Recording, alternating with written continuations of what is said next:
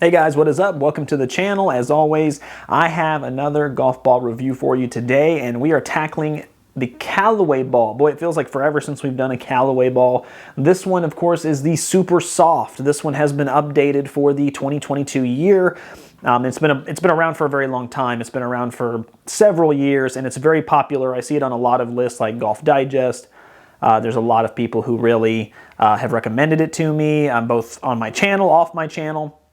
It's a very popular ball in the mainstream for sure. Now, they do have a couple variations of this. So these two right here, you have your just your regular one that comes in a variety of colors, usually yellow and white for your regular coated one. And then of course they do make a matte one as well for this now. And this is essentially, you're gonna have all your neon colors. They have a variety there.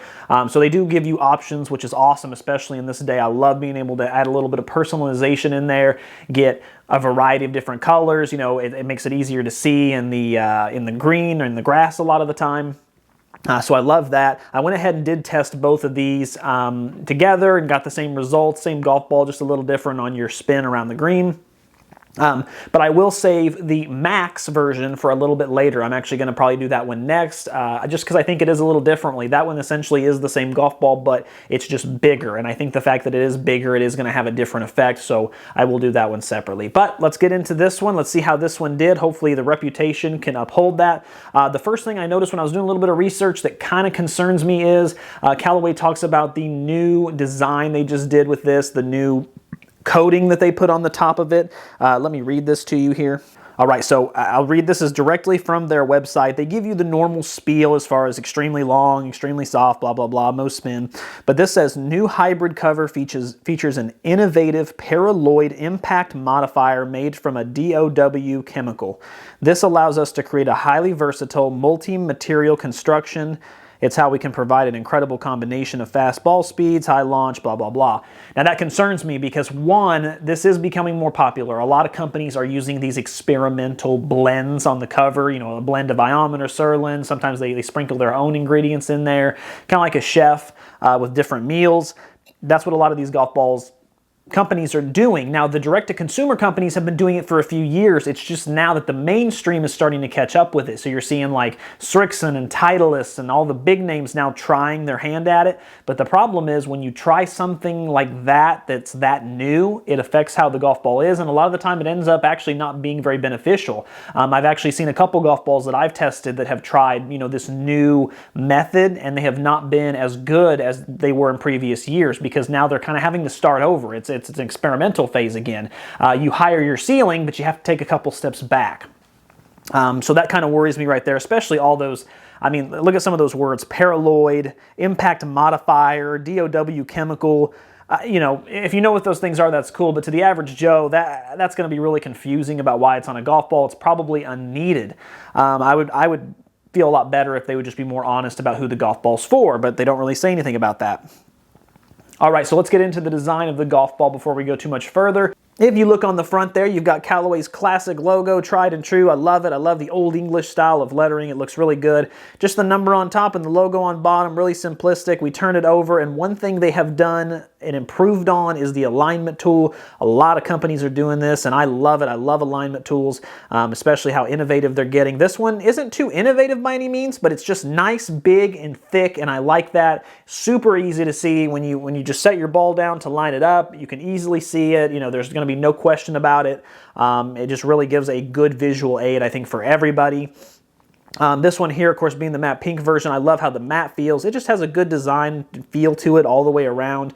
It looks like there is a little bit of coating on the matte one, which they're starting to do, and there's a lot of coating on this other one. So I don't know what this new material they're using is, but I will tell you based on what I'm seeing, one, it looks pretty cheap. It looks really, really thick, and it looks really cheap. I'm a little nervous about it just on how it looks because I'm noticing imperfections in the coating. You know, there's a lot of holes in there, and there's a lot of raised edges and bumps, and it's not consistent. And so I'm a little nervous, but hopefully it'll work itself out in the numbers. Let's get out to the chipping and putting green and see how we did out there. All right, so out here on the chipping and putting green with the Callaway Supersoft. Got both the covered version and the matte version. And let's see how they do. So first of all, you would expect them to feel pretty soft around the green. Unfortunately, they don't feel soft as you think they would with a name like Supersoft, but they are soft for the most part. They have a pretty decent bouncy ball effect, and so it gets the ball needed where it's going. As far as the checkup, I was pleasantly surprised. Now, the one that's covered, I didn't get as much checkup with, but the matte one, chips around the green really kind of have a little tiny bit of tug to them, which is good to see. You don't see that on a lot of two-piece golf balls, but I really enjoyed it. And honestly, if you're looking for a two-piece golf ball that can give you some checkup, it's nice to see there is one on the table. It's not common. Off the putter, it has a very strange feeling. It does feel soft, but it also feels really dead. And it doesn't have much of a bouncy ball effect. There's no spring to it. So when you hit it, it comes off the putter dead. It doesn't roll as much as I would like to, and it doesn't feel as good as I would like it to either, and there's not much feedback on off-center hits. So the putter, unfortunately, kind of is a wash. It really just doesn't do anything well there as far as some of the other two-piece golf balls that I've tested in the past. And as far as the chipping was pretty decent, but overall around the green, just kind of a mixed bag. Okay, so interesting numbers there around the green. Let's dive into the actual numbers of the golf ball. Now, I will say that as far as feel goes, it felt pretty soft for the most part, but not super soft. It's kind of misleading when you have a name like Supersoft. You know, you expect it to be really, really soft. When I think of super soft, I think of like a lot of the Wilson golf balls, you know, 29 compression, 35. Those are soft, springy golf balls. The zip, I mean, when you hit it, it's like a bouncy ball. It just takes off and you almost don't even feel it. Not the case here. This one you definitely do feel. It's not firm by any means, but you definitely can feel it. It's more toward the balanced side definitely than it is the soft side for sure. But getting into the numbers, let's see how we did. With the 9-iron, we had 89.9 on the ball mile per hour speed, and that's a little low for sure. Actually, that's about 2 mile an hour lower than what I usually get. 124.6, 117.4, those numbers are below average. 22.6, so it did launch a little higher than normal. That's concerning just because when you have a 9-iron with a soft two-piece golf ball, usually it compresses more with those low irons. That's the benefit of having a really soft golf ball, is you're going to get the same compression out of your, you know, pitching wedge and your sand wedge as you would your long irons, just because, you know, it's able to compress everything. Whereas the firmer balls, you're not going to be able to compress it as much with your wedges, just unless you're a pro. So with that being said, those numbers aren't great. I'm not excited how they started out, but maybe it can get a little bit better. Going into the 7-iron, we had 6,063 on the spin. That's a little lower than my average. 105.1 is definitely below average. 158.7 and 146.6 are just slightly below average. And then it did have a low to mid ball flight, so definitely a lower there. That could be why I lost a couple yards. For the most part, though, it still held its own. However, I will say that when it comes to two-piece golf balls, this one's probably about the top tier as far as price you can get.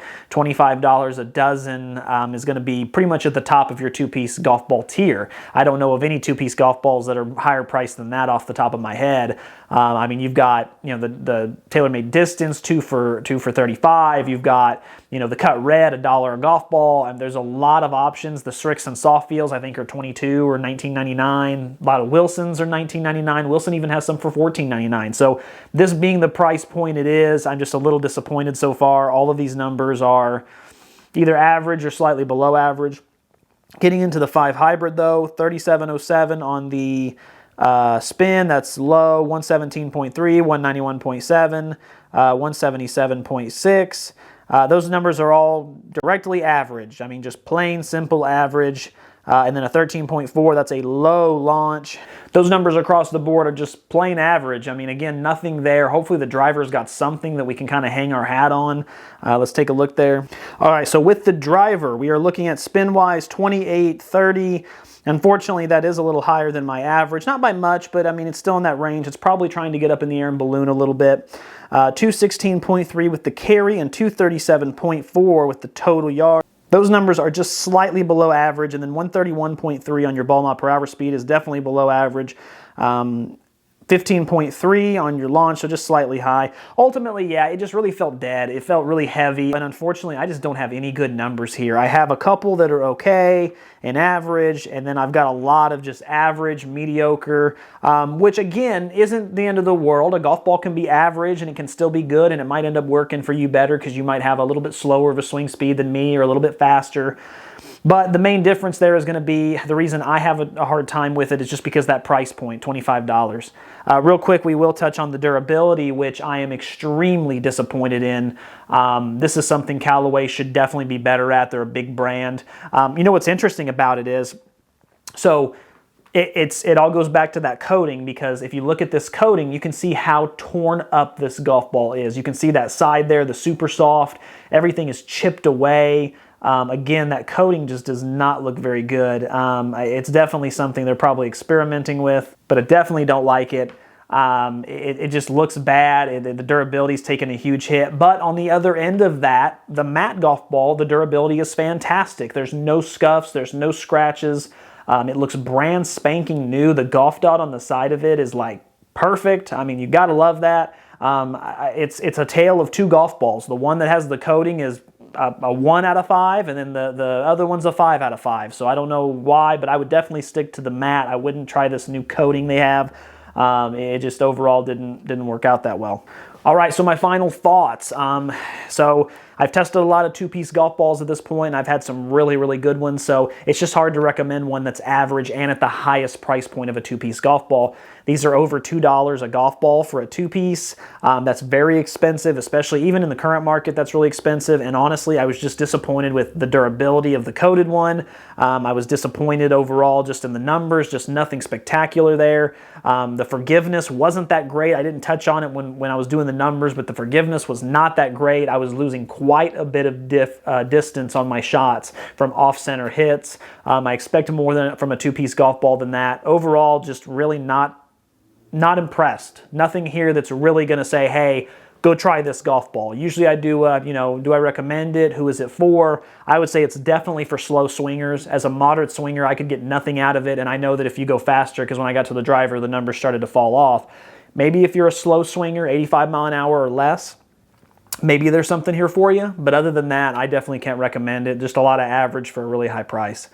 Guys, as always, keep watching to keep saving and keep learning. Until next time.